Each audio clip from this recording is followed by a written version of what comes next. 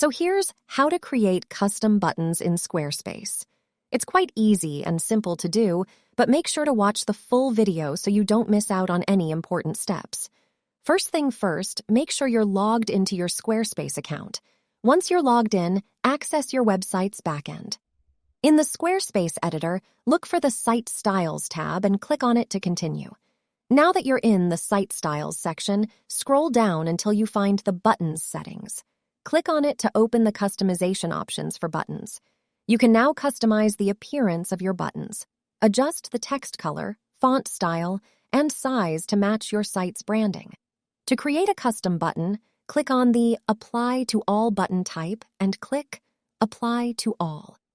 This allows you to create a unique button style that stands out from the default options. After clicking Apply to All, give your new style a name to easily identify it. Once you're satisfied with the custom style, click Save to apply it to your buttons. You can now see your custom style in the list of available button styles.